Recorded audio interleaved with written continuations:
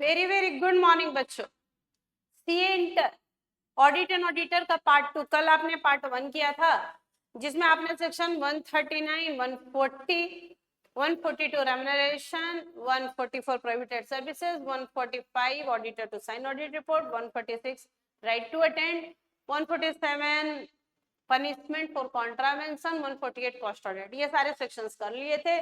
दो major sections रहते हैं जिनमें टाइम लगता है और जहां से क्वेश्चन बहुत बार पूछे गए हैं, तो उन सेक्शंस को एक बार वन शॉट में क्विकली रिवाइज कर लेते हैं और ऑडिटर चैप्टर कंप्लीट करते हैं। तो आइए let's begin section 141 audit and auditor. Section 141 बोलता है क्वालिफिकेशन एंड डिस्क्वालिफिकेशन की बातें, कि ऑडिटर्स के क्वालिफिकेशन बताइए, कौन होगा ऑडिटर, एंड व्हाट डिस्क्वालिफिकेशंस, क्या डिस्क्वालिफिकेशन है ऑडिटर के। तो इसने कहा क्वालिफिकेशन में कि भाई कोई भी इंडिविजुअल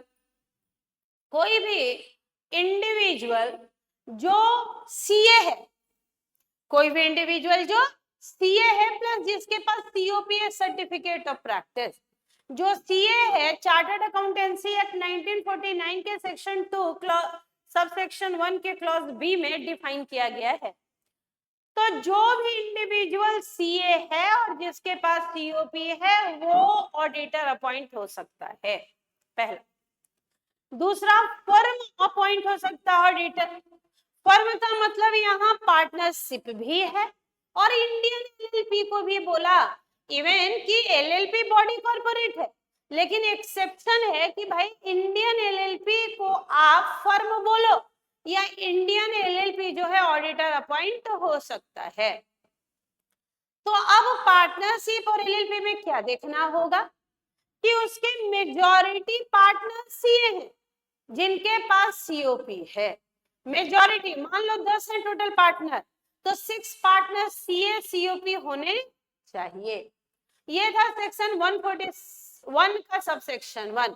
सेक्शन 141 का सबसेक्शन 1 बोलता है कि कोई भी इंडिविजुअल जो सीए है जिसके पास सीओपी है, या कोई भी फर्म जो पार्टनरशिप हो या इंडियन एलएलपी हो जिसके मेजॉरिटी पार्टनर सीए हैं और जिनके पास सीओपी है, वो ऑडिटर अपॉइंट हो सकते हैं। सेक्शन 141 का सबसेक्शन 2 बोलता है कि only qualified partner act and sign on behalf of the firm. जो क्वालिफाइड पार्टनर है मतलब जो सीए हैं और सीओपी हैं, वही फर्म के बिहाफ में साइन कर सकते हैं और एक्ट कर सकते हैं।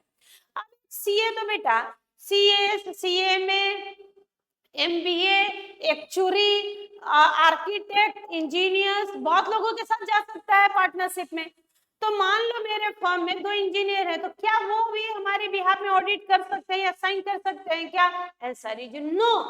तो सेक्शन 141 का सबसेक्शन 2 बोलता है कि only qualified partner act and sign on behalf of the firm. जो क्वालिफाइड पार्टनर है मतलब जो सीए है और सीओपी है जिनके पास, वही फर्म के बिहाफ में एक्ट कर सकते हैं और ऑडिट रिपोर्ट के ऊपर साइन कर सकते हैं। सेक्शन 141 का सबसेक्शन 3 आपसे डिस्क्वालिफिकेशन की बातें करता है। सेक्शन 141 का सबसेक्शन 3 डिस्क्वालिफिकेशन की बातें करता है। अभी हम डिस्क्वालिफिकेशन देखेंगे। डिस्क्वालिफिकेशन का मतलब है कि ये लोग कंपनी ऑडिटर नहीं हो सकते हैं, ये लोग कंपनी ऑडिट नहीं कर सकते हैं। Disqualification is very very very very very important. मतलब अगर इंस्टीट्यूट 10 बार क्वेश्चन बनाता है तो 9 बार क्वेश्चन कहां से होगा? डिस्क्वालिफिकेशन से। एक सीए किनके साथ पार्टनरशिप में जा सकता है? तो एक सीए दूसरे सीए के साथ, सीएस के साथ, सीएमए के साथ, एडवोकेट के साथ, एक्चुरी के साथ, इंजीनियर के साथ, आर्किटेक्ट के साथ, एमबीए के साथ जा सकता है पार्टनरशिप।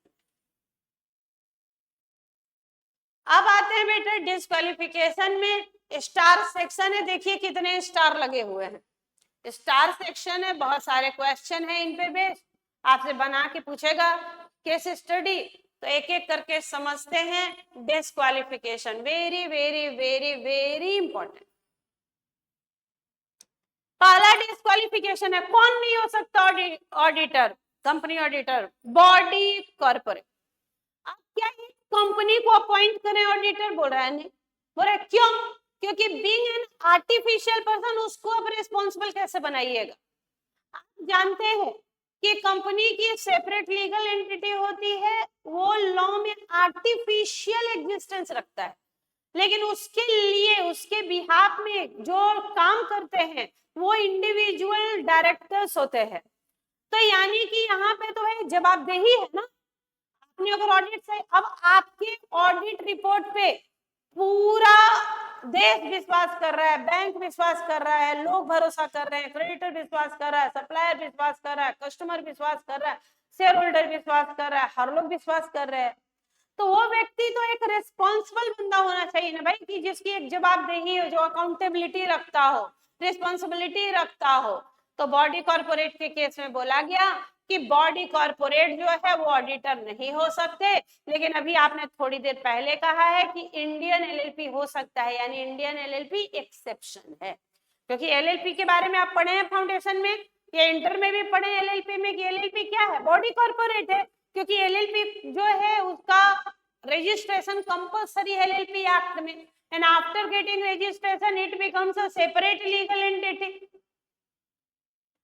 तो क्या बोला, पहला डिस्क्वालिफिकेशन है, कौन नहीं हो सकता ऑडिटर, बॉडी कॉर्पोरेट, लेकिन उसका एक्सेप्शन है इंडियन एलएलपी ऑडिटर हो सकते हैं। दूसरा डिस्क्वालिफिकेशन क्या है बेटा, officer and employ of company. अगर कोई कंपनी का क्या है, ऑफिसर है या एम्प्लॉय है, अगर कोई एक कंपनी में क्या है, ऑफिसर है या एम्प्लॉय है।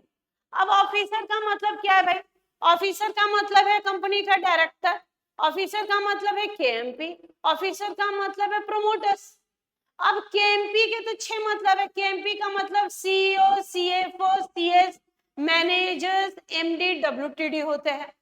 तो जो कंपनी में ऑफिसर है या एम्प्लॉय है, मान लो हम जिस कंपनी में काम करते हैं क्या हम उसी की ऑडिट कर सकते हैं, सर इज नो। तो अगर आप किसी कंपनी के ऑफिसर हैं या एम्प्लॉय है तो आप उस कंपनी के ऑडिटर नहीं हो सकते। तीसरा डिस्क्वालिफिकेशन क्या है, पार्टनर और एम्प्लॉय ऑफ ऑफिसर एम्प्लॉय। एक कंपनी में हम ऑफिसर या एम्प्लॉय हैं, मेरा पार्टनर है, मान लो किसी के साथ पार्टनरशिप में किसी सीएफओ, तो मेरे जो पार्टनर्स हैं या मेरे जो एम्प्लॉय हैं वो भी डिस्क्वालीफाई हो जाएंगे। तो पार्टनर या एम्प्लॉय किसका, ऑफिसर एम्प्लॉय का, वो भी डिस्क्वालीफाई। नेक्स्ट डी, अगर कोई व्यक्ति या उसका पार्टनर या रिलेटिव कंपनी में या उसकी एसोसिएट, सब्सिडरी, होल्डिंग या फेलो सब्सिडरी में सिक्योरिटी होल्ड करता है, मतलब शेयर होल्ड करते हैं या इंटरेस्ट होल्ड करते हैं। कंपनी हैविंग शेयर कैपिटल है तो सिक्योरिटी और नहीं है तो इंटरेस्ट। तो अगर कोई पर्सन या उसका पार्टनर या रिलेटिव कंपनी में या उसके associate, subsidiary, holding, fellow subsidiary में होल्ड करते हैं सिक्योरिटी या इंटरेस्ट तो डिस्क्वालीफाई है। यहाँ पे एक एग्जम्पशन रिलेटिव्स को दिया गया है कि relative up to 1 lakh, relative up to 1 lakh face value तक के शेयर होल्ड कर सकते हैं, लेकिन अगर 1 लाख से ज्यादा वैल्यू का शेयर होल्ड किया तो आपको विनती करनी होगी, करेक्टिव एक्शन लेना होगा 60 दिन के अंदर। आपको विनती करनी होगी रिलेटिव से कि भाई रिलेटिव आप शेयर छोड़ दीजिए उस कंपनी के, रिलेटिव को बोलो कंपनी छोड़े, कंपनी का शेयर छोड़े, और नहीं तो फिर आप कंपनी छोड़ दीजिए, भूल जाइए उस कंपनी का ऑर्डर।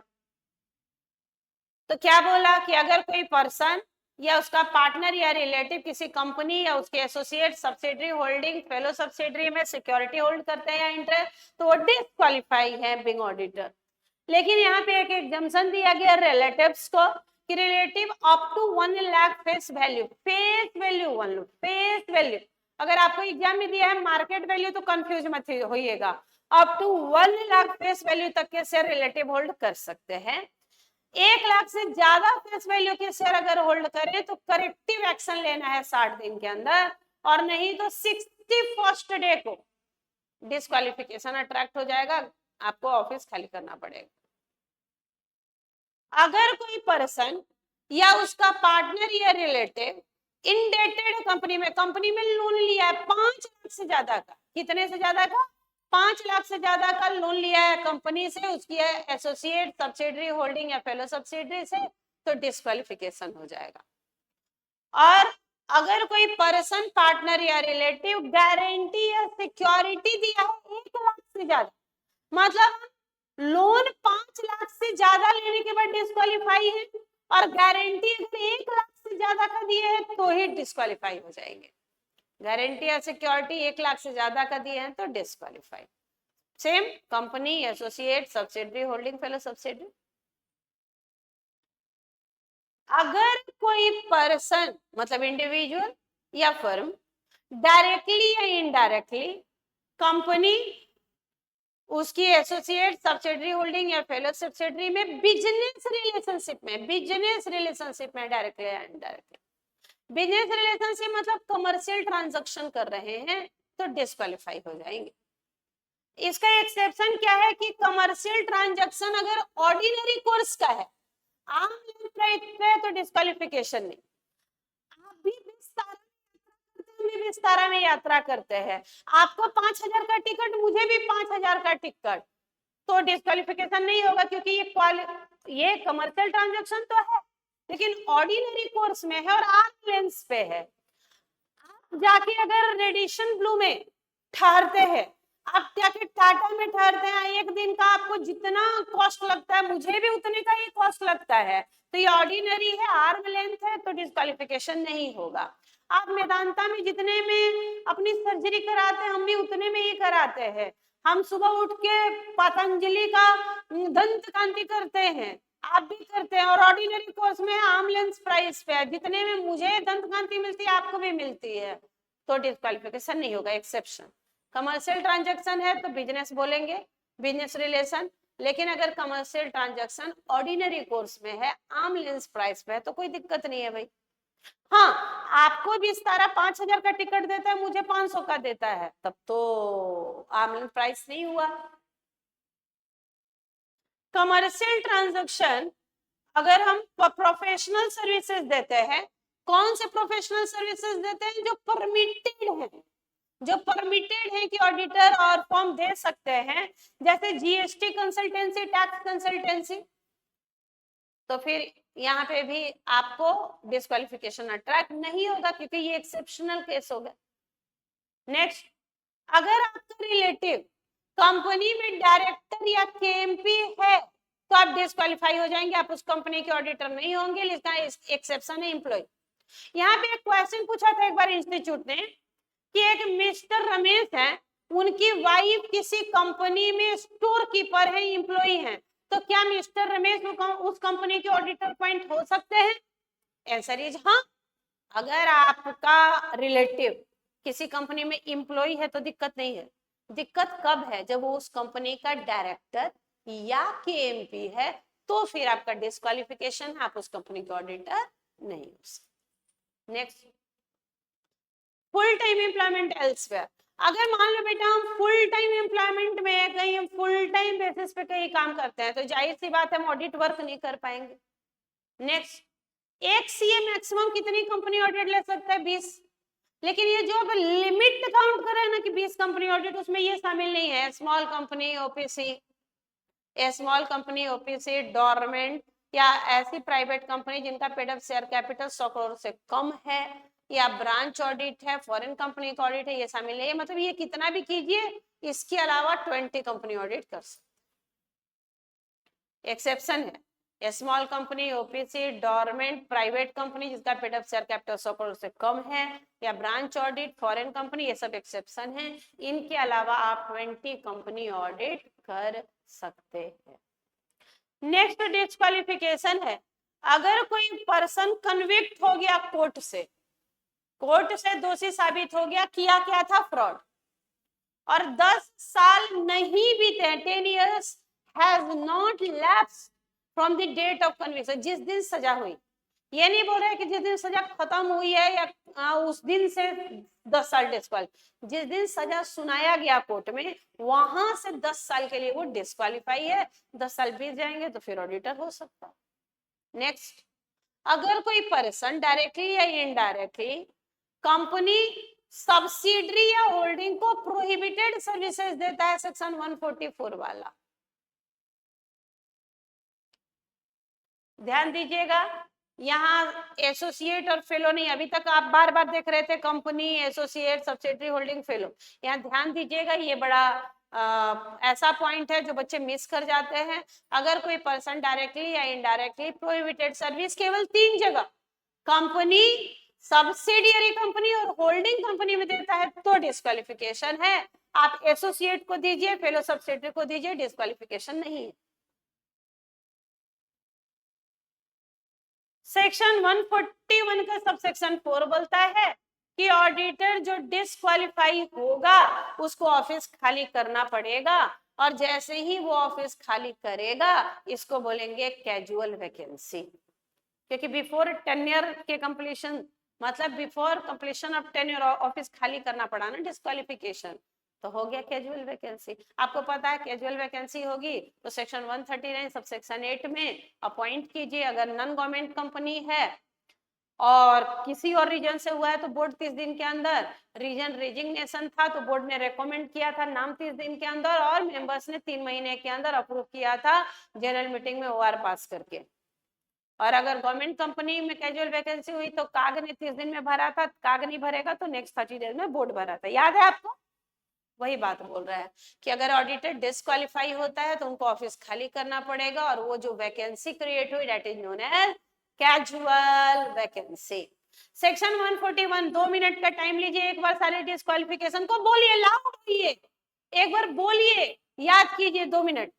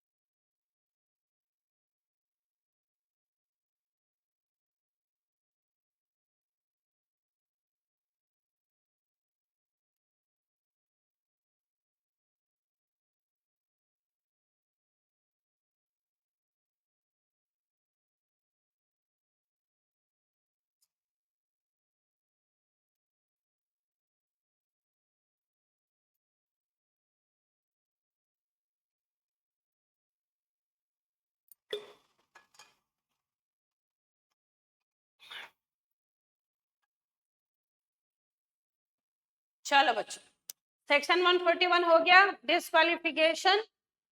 तो आगे बढ़ते हैं लास्ट सेक्शन में, an auditor will be finish. आइए section 143 power and duties of auditor. भाई क्या क्या पावर्स और क्या क्या ड्यूटीज हैं ऑडिटर के? तो powers and duties of auditor, पहला राइट क्या है? Access all books and vouchers at all time of all other information and explanation. जो भी इंफॉर्मेशन चाहिए, जानकारी चाहिए, जो भी बुक्स देखना चाहे, रिकॉर्ड देखना चाहे, अकाउंट्स देखना चाहे, देख सकते हैं। क्योंकि भाई अब हम अंतर्यामी तो नहीं है कि हम बता दें कि whether your financials books are reflecting true और फेयर व्यू और नॉट। मुझे देखना पड़ेगा, जांच करना पड़ेगा, इंस्पेक्शन करना पड़ेगा, तो ही हम बता पाएंगे। तो अगर आप मुझे अपना बुक्स देखने से मना कर दो, बुक्स ना दो, जो इंफॉर्मेशन मांगे ना दो, जो एक्सप्लेनेशन मांगे ना दो, तो कैसे दें audit report? Access of all information of subsidiaries and associate for consolidation। आपने कंसोलिडेशन किया तो मुझे भी आपके एसोसिएट, सब्सिडरी, जॉइंट वेंचर की जानकारी चाहिए तो देना होगा। एनी रिजोल्यूशन, ध्यान से, any resolution passed to preclude him from obtaining information even through unanimous resolution is null and void। क्या हुआ? कंपनी में 500 शेयर होल्डर थे, सबने सर्वसम्मति से बोला कि इस ऑडिटर को जानकारी नहीं देंगे, प्रिक्लूड करेंगे, उसको जानकारी लेने से रोकेंगे, नहीं देंगे, देखते हैं ऑडिट कैसे करता है। तो ऐसा कोई भी रिजोल्यूशन इवन की यूनैनिमस है, 100% कंसेंट है, सर्वसम्मति से पास हुआ है, फिर भी नल एंड वॉइड है। क्योंकि बेटा सुनिए, आप ऑडिट अपने लिए करा रहे हैं ना, कि आपके बोर्ड ऑफ डायरेक्टर्स क्या काम कर रहे हैं, क्या कंडक्ट अफेयर मैनेजमेंट देख रहे हैं। और अगर आप उसको जानकारी नहीं देंगे, उसको कोई इंफॉर्मेशन मिलेगा नहीं, बुक्स मिलेगा नहीं, अकाउंट्स मिलेगा नहीं, इंफॉर्मेशन मिलेगा नहीं, एक्सप्लेनेशन मिलेगा नहीं, तो बेटा वो ऑडिट कैसे करेगा? तो अगर आप रिजोल्यूशन पास करके उसको मना करते हैं, इंफॉर्मेशन लेने से रोकते हैं, तो ऐसा कोई भी रिजोल्यूशन नल एंड वॉइड होगा, बेकार। ड्यूटी क्या है बेटा? ड्यूटीज क्या है? तो सेक्शन 143 का सब सेक्शन 1 बोलता है कि देख, आपकी ड्यूटी है कि आपको ये चेक करना पड़ेगा क्या, कि अगर कंपनी ने लोन एंड एडवांसेस दिए हैं तो प्रॉपरली वो सिक्योर्ड है कि नहीं। अब कंपनी ने लोन दिया, एडवांस दिया, तो भाई कुछ गिरवी रखा, सिक्योरिटी रखा, कि ऐसे ही लोन बांटते चल रहा है लोगों को। अगर लोन एडवांसेस दे रहा है तो प्रॉपरली सिक्योर होना चाहिए। प्रॉपरली सिक्योर है मतलब आपने उनके एसेट गिरवी रखे हैं, मूवेबल, इमूवेबल, टेंजिबल, इंटेंजिबल, तो समझ में आ रहा है ना कि कल अगर वो डिफॉल्ट करे, रिपेमेंट ना करे, तो भाई आप वो बेच के रियलाइज कर लोगे। तो पहली ड्यूटी क्या है? ये देखना कि लोन एडवांसेस जो हुए हैं प्रॉपरली सिक्योर हैं कि नहीं। दूसरा, book entry is not prejudicial. Book में जो एंट्री है वो वास्तव में वही एंट्री है ना जो घटना घटी। तीसरा, investment are sold at less than cost price. जितने भी इन्वेस्टमेंट खरीदा है उसे कम में बेच रहे हैं, ऐसा तो नहीं हो रहा है। इसका एक्सेप्शन है बैंकिंग कंपनी, इन्वेस्टमेंट कंपनी, ये उनका ऑर्डिनरी काम है। तो ऑर्डिनरी काम में मुझे लग रहा है कि फ्यूचर में और भी प्राइस गिरेगा तो आज हम कम में भी बेच के और फिर खरीद लेते हैं। अदरवाइज बाकी तो भाई प्रॉफिट कमाने के लिए इन्वेस्टमेंट किए हैं, तो लॉस में तो बेचते नहीं होंगे। तो लोन एडवांसेस प्रॉपरली सिक्योर है, बुक एंट्रीज प्रेजुडिशियल नहीं है, इन्वेस्टमेंट आपने कॉस्ट से कम में नहीं बेचा है, लोन एंड एडवांसेस आर तो ऐसा तो नहीं किया बेटा, ऐसा तो नहीं किए हैं कि लोन लिए हैं और उसको डिपॉजिट दिखला रहे हैं। पर्सनल एक्सपेंसेस को रेवेन्यू में तो नहीं चार्ज किए। आपका घर का खर्चा है तो वो पीएनएल में तो नहीं चार्ज हो रहा है। बिजली बिल घर का पे कर रहे हैं और उसको दिखला रहे हैं ऑफिस में। कार में पेट्रोल भरवा रहे हैं पर्सनल यूज के लिए और दिखला रहे हैं ऑफिस एक्सपेंस, ऐसा तो नहीं है ना। पर्सनल एक्सपेंस को रेवेन्यू में तो नहीं चार्ज किया ना। और अगर शेयर अलॉट हुए हैं कैश के लिए, मतलब आपने शेयर अलॉट किया कि कैश आएगा, तो वास्तव में कैश आया कि फ्रॉड कर गए। सेक्शन ये आपसे पूछ देता है कि क्या क्या ड्यूटी है, क्या चेक करना होता है। तो आपने 6 चीजें चेक की। पहला, लोन एडवांसेस प्रॉपरली सिक्योर है, बुक एंट्री प्रेजुडिशियल नहीं है, आपने जो इन्वेस्टमेंट वगैरह रखा है उसको कॉस्ट से कम प्राइस में नहीं बेचा है, आपने जो है डी पॉइंट क्या था बेटा, आपने जो है लोन एडवांसेज को डिपॉजिट नहीं दिखलाया, पर्सनल एक्सपेंसेस को रेवेन्यू में चार्ज नहीं किया, और अगर सिक्योरिटी इशू किया है आपने कैश में, तो वास्तव में कैश रिसीव हो गया, फ्रॉड नहीं कर रहे। आइए सेक्शन 143 का सबसेक्शन 2 क्या बोलता है, duty to make a report. किसकी ड्यूटी है कि उसको ऑडिट रिपोर्ट बनाना, ऑडिटर की। ट्रू एंड फेयर व्यू दिखलाना है, कंपनीज एक्ट के अनुसार होना चाहिए, अकाउंटिंग स्टैंडर्ड ऐसे फॉलो हुआ है कि नहीं ये देखना होगा, और क्वालिफिकेशन आपका होना चाहिए। और अगर कोई क्वालिफिकेशन है मतलब कुछ कमी है, एस फॉलो नहीं हुए, एस से नहीं फॉलो हुआ, कंपनीज एक्ट फॉलो नहीं हुआ, ट्रू फेयर नहीं है, तो रीजन बताइए, क्वालिफाई कर दीजिए ऑडिट रिपोर्ट। सेक्शन 143 का सबसेक्शन 3 बोलता है कि कुछ रिपोर्ट करना है प्रिंसिपल असर्शन और अदर मैटर पे, रिपोर्ट करना है ऑडिटर को प्रिंसिपल असर्शंस और अदर मैटर्स का। ये क्या है, इसको याद रखेंगे हम ABCD IPL, ABCD EF IPL से। ABCD क्या है भाई, ए फाइनेंशियल स्टेटमेंट जो है वो कंप्लाई करते हैं एस को, मतलब आपने जो फाइनेंशियल स्टेटमेंट बनाया अकाउंटिंग स्टैंडर्ड के अनुसार बनाया, फाइनेंशियल स्टेटमेंट कंप्लाई करते हैं इसको। दूसरा बी से क्या है, कंपनी ने प्रॉपर बुक्स ऑफ अकाउंट्स रखा है, और ब्रांच ऑडिटर ने अपना जो समराइज रिपोर्ट होता है वो कंपनी ऑडिटर को भेज दिया। बी से, ए से फाइनेंशियल स्टेटमेंट अकाउंटिंग स्टैंडर्ड के अनुसार है, बी से कंपनी ने प्रॉपर बुक्स रखे हैं, ब्रांच ऑडिटर ने अपना रिपोर्ट कंपनी ऑडिटर को भेजा है। सी, कंपनी के का जो इंटरनल फाइनेंशियल कंट्रोल है, जो इंटरनल फाइनेंशियल कंट्रोल सिस्टम है वो कंसिस्टेंट है और एडिक्वेट है, कंसिस्टेंट है और एडिक्वेट है। डी, डायरेक्टर अगर डिस्क्वालिफाइड है तो ये बात आपको बताना है, अगर डायरेक्टर डिस्क्वालिफाइड है तो ABCD, डायरेक्टर डिस्क्वालिफाइड है बताना है। ई, एक्सप्लेनेशन और इंफॉर्मेशन देना है आपको, एक्सप्लेनेशन और इंफॉर्मेशन आपने जो भी मांगा वो आपको मिला है। फाइनेंशियल स्टेटमेंट जो है वो बुक्स के अनुसार बने हैं, फाइनेंशियल स्टेटमेंट जो है वो बुक्स के अनुसार बने हैं। फाइनेंशियल ट्रांजैक्शन जो है, फाइनेंशियल ट्रांजैक्शन का कोई भी एडवर्स इफेक्ट कंपनी के फंक्शनिंग पे नहीं है। अमाउंट जो ट्रांसफर हुए हैं IEPF में वो सही हैं, जो होने चाहिए थे वो हो गए हैं।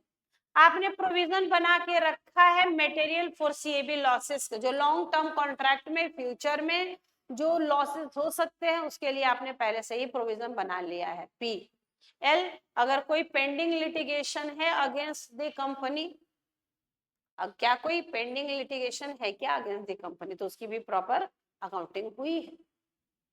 ABCD IPL, प्रिंसिपल असर्शन, ये क्वेश्चन भी पूछ देता है कि प्रिंसिपल असर्शन में क्या देंगे, तो ABCD EF IPL याद कीजिएगा। सेक्शन 143 का सबसेक्शन 4 बोलता है कि इफ एनी क्वेश्चन, ये सब क्वेश्चन आया था, आपने क्वेश्चन पूछा जाके प्रिंसिपल असर्शन का, if any question asked in section 143 subsection 3 answer no, उसमें अगर फाइनेंशियल एज के अनुसार नहीं है, अगर आप लॉन्ग टर्म कॉन्ट्रैक्ट के फोरसीएबल लॉसेस का प्रोविजन नहीं बनाए हैं, अगर आपके बुक्स जो है अगर आपके फाइनेंशियल स्टेटमेंट बुक्स के अनुसार नहीं है, प्रॉपर आपने बुक्स ऑफ अकाउंट्स मेंटेन नहीं किया, किसी का भी आंसर है नो, तो जो रिपोर्ट है वो क्वालिफाइड रिपोर्ट हो जाएगा। सेक्शन 143 का सबसेक्शन 5, 6, 7 क्या बोलता है, पावर बताता है कंट्रोलर एंड ऑडिटर जनरल का गवर्नमेंट कंपनी में। 143 का सबसेक्शन 5 बोलता है कि काग जो है ऑडिटर अपॉइंट करता है गवर्नमेंट कंपनी का, और उनको बताता है, डायरेक्ट करता है कि किस तरीके से ऑडिट करनी है। ऑडिट रिपोर्ट जो है काग को सौंपा जाएगा। 143 का सबसेक्शन 6 बोलता है कि काग जब ऑडिट रिपोर्ट मिला वहां से 60 दिन के अंदर उस पर कमेंट कर सकता है, सप्लीमेंट्री रिपोर्ट या सप्लीमेंट्री ऑडिट करा सकता है। सेक्शन 143 का सबसेक्शन 7 बोलता है कि काग जो है वो टैक्स टेक्स्ट ऑडिट भी करवा सकता है। सेक्शन 143 का सब सेक्शन 8 ब्रांच ऑडिट के बारे में है कि अगर इंडियन ब्रांच हो या फॉरेन ब्रांच हो। इंडियन ब्रांच है तो जो कंपनी ऑडिटर है या अदर पर्सन जो क्वालिफाइड है to be appointed as an auditor वो ऑडिटर हो सकते हैं। फॉरेन ब्रांच है तो कंपनी ऑडिटर ऑडिट कर सकता है या जो वहां का कॉम्पिटेंट पर्सन होगा। ब्रांच ऑडिटर जो है अपना ऑडिट रिपोर्ट कंपनी ऑडिटर को सेंड करेंगे। सेक्शन 143 का सब सेक्शन 9 बोलता है कि ऑडिटर जो है उनको एस से कंप्लाई करना चाहिए, स्टैंडर्ड ऑन ऑडिटिंग फॉलो करते हुए ऑडिट करना चाहिए। सीजी प्रिस्क्राइब करता है एस से ऑन द रिकमेंडेशन ऑफ नाफ्रा and ICI on further consultation with नाफ्रा। ऐसा ही कुछ कुछ आपने वर्डिंग पढ़ा था सेक्शन 133, अगर आपको कंपनीज एक्ट का याद हो। Section 133 who prescribe accounting standard, CG on the CG prescribe accounting standard on the recommendation of ICI and NAFRA in further consultation with NAFRA. Yes, central government accounting standard और standard on auditing दोनों prescribe करता है, recommendation लेता है ICI का और नाफरा का और फर्दर कंसल्टेशन करता है नाफरा से और प्रेस्क्राइब कर देता है सीजी। सेक्शन 143 का सबसेक्शन 10 बोलता है कि unless new AS come old AS will be applicable. जब तक नए एसे नहीं आ जाते पुराने वाले ही लगेंगे। पुराने वाले पता है कौन है? जो आईसीआई ने बनाया है। सेक्शन 143 का सबसेक्शन 11 क्या बोलता है? बोल रहा है नॉट एट नोटिफाइड, अभी नोटिफाई नहीं हुआ। सेक्शन 143 का subsection 12 read with rule 13, very very important, fraud की रिपोर्टिंग का है। अगर फ्रॉड आपने डिटेक्ट किया 1 करोड़ से कम का, अगर आपने फ्रॉड डिटेक्ट किया 1 करोड़ से कम का तो ये बात बोर्ड और ऑडिट कमेटी को 2 दिन के अंदर बताओ। अगर आपने फ्रॉड डिटेक्ट किया 1 करोड़ या उससे ज्यादा का तो आपको जो है फिर से बोर्ड और कमेटी को 2 दिन के अंदर बताना है और उनसे रिप्लाई मांगना है, सीकिंग रिप्लाई। रिप्लाई दे देते हैं 15 दिन के अंदर तो आप फिर 45 दिन आपने उनसे रिप्लाई के लिए मिल गया, वहां से 15 दिन मतलब टोटल जिस दिन पता चला वहां से 2 दिन के अंदर बताना था और 60 दिन के अंदर रिपोर्टिंग कर देनी थी भाई। और अगर रिप्लाई नहीं आया बोर्ड कमेटी का तो भी रिप्लाई कर दीजिए, रीजन बता दीजिए कि उन्होंने रिप्लाई नहीं किया। कैसे बताएंगे, किसको बताएंगे? लेटर लिखिए सेक्रेटरी एमसीए को एडीटी 4 में। कॉस्ट ऑडिटर और सेक्रेटरियल ऑडिटर को सेम रिपोर्टिंग करनी है। अगर उनको भी फ्रॉड डिटेक्ट हुआ है तो सेक्रेटरी एमसीए को लेटर लिखना है एडीटी 4 में और बता देना है। सेक्शन 143 का सबसेक्शन 13 बोलता है, आपने पढ़ा होगा एक क्वालिटी ऑडिटर का कि उसको कॉन्फिडेंशियलिटी मेंटेन करना है। मतलब ड्यूरिंग ऑडिट क्लाइंट की जो भी जानकारी मिलती है उसको सीक्रेट रखना है, उसको नहीं बताना। यहाँ तो ऑडिटर खुद सीजी के पास जा रहा है, फ्रॉड की रिपोर्टिंग कर रहा है तो एथिक्स का कॉन्ट्रावेंशन कर रहा है। क्यों? लेकिन इसको कॉन्ट्रावेंशन नहीं बोलते हैं क्योंकि ये लॉ का रिक्वायरमेंट है। लॉ ने बोला है कि अगर फ्रॉड हुआ तो सीजी को बताना है और आप फर्स्ट पर्सन जैसे ही आपको पता चला आपको बताना है। और अगर आपको बाकी लोगों ने बताया था मैनेजमेंट ने तो आपको कारों में रिपोर्टिंग करनी थी और नहीं तो आपको ऑडिट रिपोर्ट में सीजी को बताना था। तो यहाँ पे क्या हो रहा है कि ऑडिटर वायलेट कर रहा है प्रोफेशनल एथिक्स का, कॉन्फिडेंशियलिटी का, क्योंकि वो सीजी को रिपोर्टिंग कर रहा है। लेकिन ये चूंकि लॉ का रिक्वायरमेंट है, लॉ बोल रहा है कि करना है तो फिर इसको उसको हम एथिक्स नहीं का वायलेशन नहीं मानेंगे, हम बोलेंगे कि लॉ प्रिवेल्स ऑन एथिक्स। अब एथिक्स और लॉ में बड़ा कौन है? लॉ। तो लॉ प्रिवेल ओवर एथिक्स।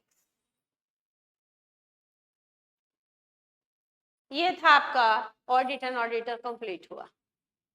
कल 45 मिनट की क्लास थी और आज देख लीजिए आधा घंटा की क्लास है। इतने में पूरा ऑडिट ऑडिटर चैप्टर का 1 शॉट क्विक रिवीजन हमने किया। तो चलिए स्वस्थ रहें, व्यस्त रहें, मस्त रहें, लगे रहें, बहुत अच्छा होगा। एडमिट कार्ड आ गया है, आप अपना डाउनलोड कर लीजिए एडमिट कार्ड। यानी अब ये तो कंफर्म है कि पेपर आप देने जा रहे हैं। अच्छे से दें, फुल कॉन्फिडेंस में दें, जो भी होगा देखा जाएगा, अच्छा ही होगा। तो चलिए bye bye, see you again.